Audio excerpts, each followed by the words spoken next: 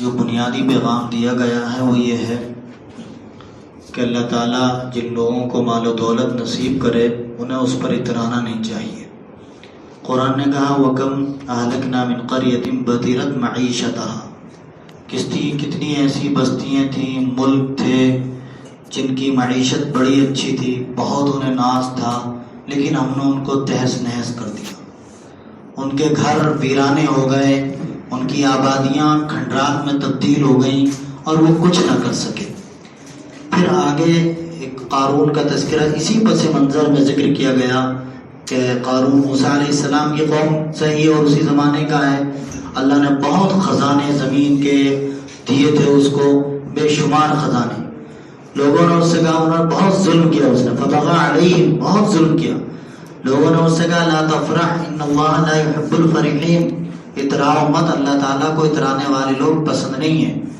اترانے کا مطلب یہ ہوتا ہے کہ اگر اللہ تعالیٰ کوئی نعمت دے تو اس سے وہ دوسروں پر ظلم ڈھانے لگے، دوسروں کو کمزور سمجھنے لگے، دوسروں کو حقیر اور ذلیل سمجھنے لگے، کسی کے لباس کو دیکھ کر کے جملے کسنے لگے، کسی کی کسی اور چیز کو دیکھ کر کے وہ اس طرح کی باتیں کرنے لگے۔ تو قرآن نے وہی پیغام دیا ہے۔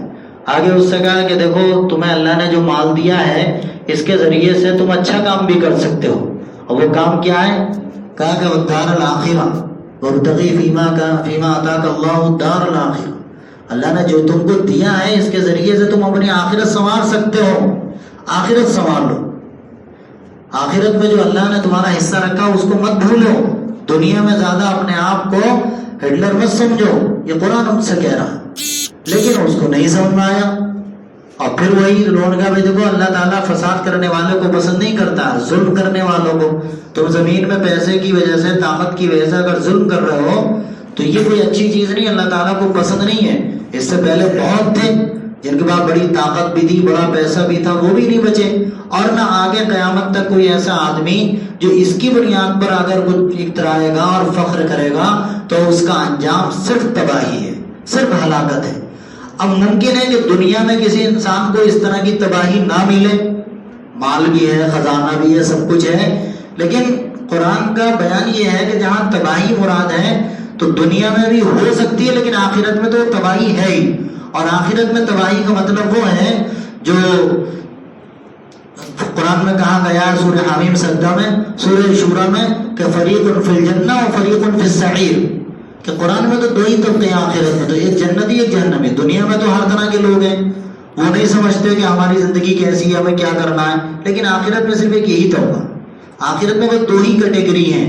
یا تو جنت یا جہنم، اس کے علاوہ تیسری کوئی چیز نہیں ہے۔ تو اس لیے آخرت کو دیکھ کر کام کیجئے، دنیا کو دیکھ کر کے کام مت کیجئے، یہاں پر یہی پیغام دیا گیا۔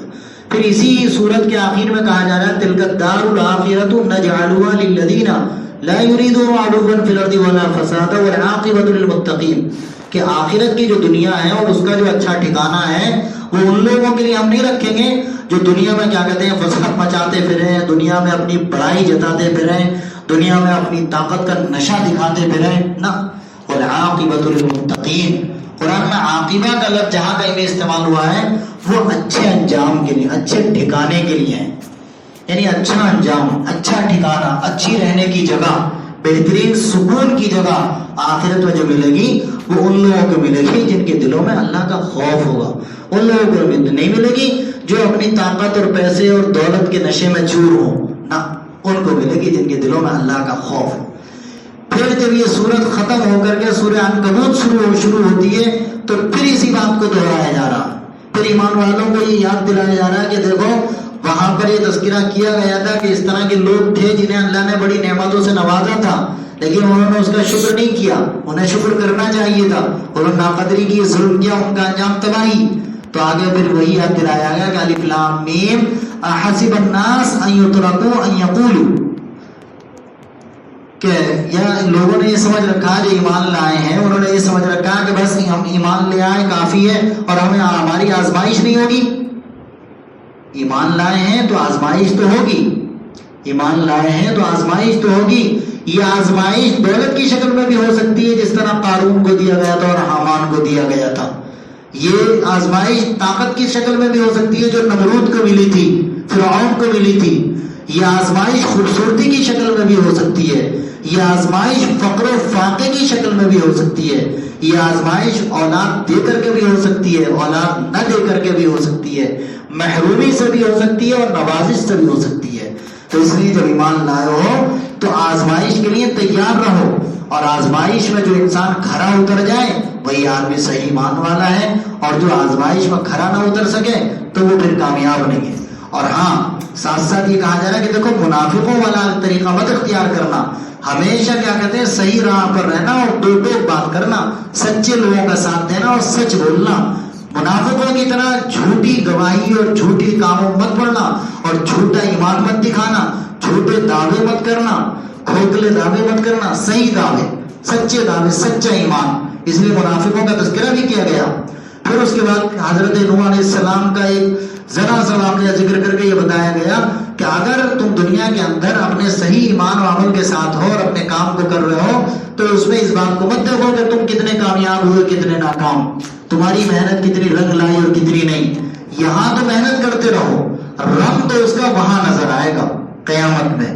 دنیا میں ہو سکتا ہے کہ جو ہم کر رہے ہیں اس کا نتیجہ فوری طور پر ہمیں سمجھ میں نہ آئے، ہم بہت محنت کر رہے ہیں، ہمارے گھر میں بھی پورے طور پر اصلاح نہیں ہو پا رہی ہے، تو اس کا مطلب نہیں کہ ہم ناکام ہیں۔ اگر ہم سچائی کے ساتھ محنت کر رہے ہیں تو اس کا فائدہ آگے کبھی محسوس ہوگا، دنیا کو بھی ملے گا اور آخرت میں ہمیں تو ملنا اگر ہم کر رہے ہیں تو۔ یہ بھی ساتھ پیغام دیا گیا۔ پھر اسی واقعے کو آخر میں جو ذکر کیا گیا وہ عنکبوت مکڑی کو کہتے ہیں، مکڑی کے ایک جالے سے مثال دی، اور کن لوگوں کی مثال دی ہے؟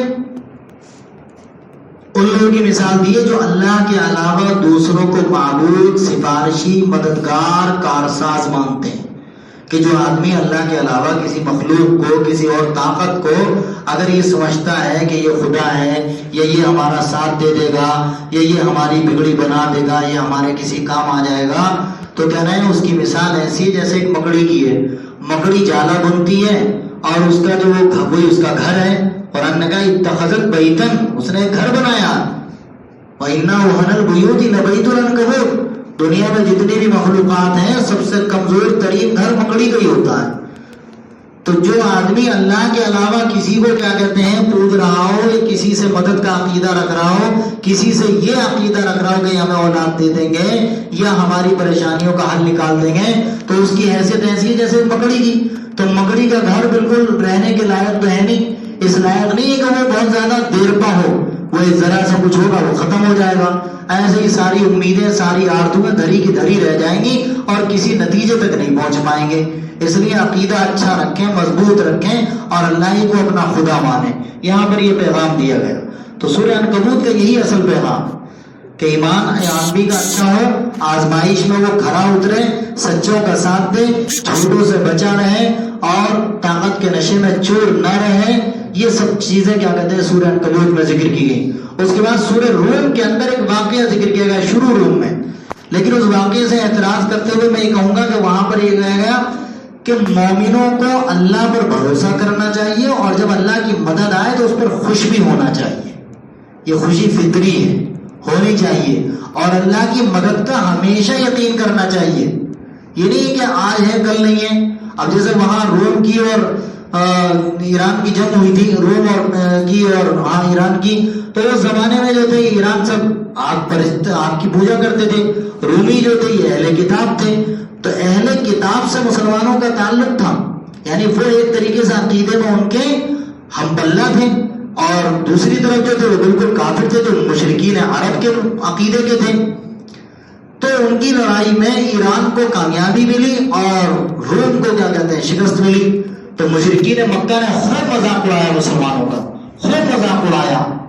تو اس پر یہ صورت نازل ہوئی اور اس پر کہا گیا کہ دھیرج رکھو، صبر کرو۔ تم دیکھو کچھ ہی دن کے اندر، کوئی بہت زیادہ لمبی مدت نہیں ہے، ابھی چند سالوں کے اندر دیکھنا، فی بضع سنین، صرف چند سالوں کے اندر، یعنی بہت اگر پہنچیں گے بضع سنین کا مطلب ہے 9 سال کے اندر، ورنہ 3 سال میں، 4 سال میں، 5 سال میں آپ دیکھیے گا کہ روم کو کیا کہتے ہیں پھر غلبہ ملے گا۔ سیغلبون، وہ غالب ہوں گے، اور یہ طاقت، یہ غلبہ ملے کہاں سے؟ اللہ کی طرف سے۔ اور نتیجہ یہی ہوا، بعد میں ان کو غلبہ ملا، جیت ملی، تو مسلمانوں نے خوشی منائی، اس کا اظہار کیا۔ یہاں یہ بتانا ہے کہ ہمیشہ اللہ کی مدد کا یقین کرنا چاہیے، اور دنیا میں جہاں کہیں جہاں کہیں مسلمانوں کو کوئی کامیابی کوئی فتح ملی تو اس پر خوشی بھی منانی چاہیے، اس کا شکر بھی کرنا چاہیے اللہ کا، اور جہاں کہیں کسی طرح کی پریشانی مبتلا ہو تو ان کے لیے دعا بھی کرنی چاہیے، ان کے لیے غم بھی اور تکلیف بھی دل کے اندر محسوس کرنی چاہیے، کوفت بھی ایسا نہ ہو۔ وہاں تو اہل کتاب کے ساتھ شکست پر مسلمانوں کو تکلیف ہو رہی ہے، رنج ہو رہا ہے، یہاں ہمارے مسلمان بھائی فلسطین کے اندر شہید ہوتے اور ہمیں اثر نہیں ہوتا۔ بات سوچنے کی، ذرا سمجھنے کی، غور کیجئے، وہاں اہل کتاب کا معاملہ ہے جو ابھی پورے طور میں مومن بھی نہیں ہے، صرف عقیدے میں کسی حد تک اشتراک پایا جاتا ہے کہ وہ ایک طریقے سے ہمارے ہی عقیدے میں آتے ہیں، بس اتنی بات ہے۔ تو حال یہ ہے کہ ان کو تکلیف ہو رہی ہے، دوسروں کو چڑھا رہے ہیں، اور جب ان کی جیت ہو رہی ہے تو خوشی کا اظہار ہو رہا ہے۔ اور یہاں حال یہ ہے کہ ہمارے ہی صفوں کے اندر ہمارے ہی مومن بھائی حق پر ہوتے ہوئے ظلم کی چکیاں پس رہے ہیں، ہم پر احساس نہیں ہوتا ہے۔ احساس کا مطلب یہ کہ ہمارے دل میں ان کے لیے ہمدردی پیدا ہو، رنج ہو، غم ہو، افسوس ہو، ہمیں ان کے لیے دعا کرنی چاہیے، اور جو اور شکلیں ہو سکتی ہیں ان کی مدد کی وہ ہمیں کرنی چاہیے۔ یہ نہیں کہ ہم اپنی زندگی میں مست ہیں، مصروف ہیں، ہمیں کوئی مطلب نہیں ہے، تو یہ طریقہ کار اللہ تعالیٰ کو پسند نہیں ہے۔ سورہ لقمان میں بھی جو اصل پیغام دیا گیا وہ یہی ہے کہ بھئی شرک سے بچیں، ماں باپ کی کیا کہتے ہیں اطاعت کریں، برائیوں سے دور رہیں اور اچھائیوں کے اختیار کریں، نماز قائم کریں، زکوٰۃ ادا کریں، تکبرانہ چال سے بچیں اور دوسروں کے سامنے اترانے کی کوشش نہ کریں، اپنے اندر تواضع پیدا کریں اور اپنے اندر دوسروں کے ساتھ حسن سلوک کا برتاؤ کریں۔ یہی پیغام کیا کہتے ہیں سورہ لقمان کا بھی قریب قریب دیا گیا ہے۔ اللہ تعالیٰ ہم سب کو صحیح عمل کی توفیق عطا فرمائے۔ ربنا آتنا في الدنيا حسنة وفي الآخرة حسنة وقنا عذاب النار، اللهم اصلح لنا شأننا كله ولا تكلنا إلى أنفسنا طرفة عين، اللهم حبب إلينا الإيمان وزينه في قلوبنا وكره إلينا الكفر والفسوق والعصيان، اللهم اجعلنا من الراشدين ولا تجعلنا من الطاغين، رب ارحمهما كما ربياني صغيرا، رب ارحمهما كما ربياني صغيرا،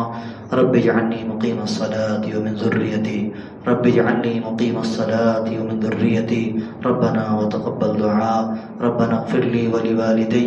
ربنا اغفر لي ولوالدي، ربنا اغفر لي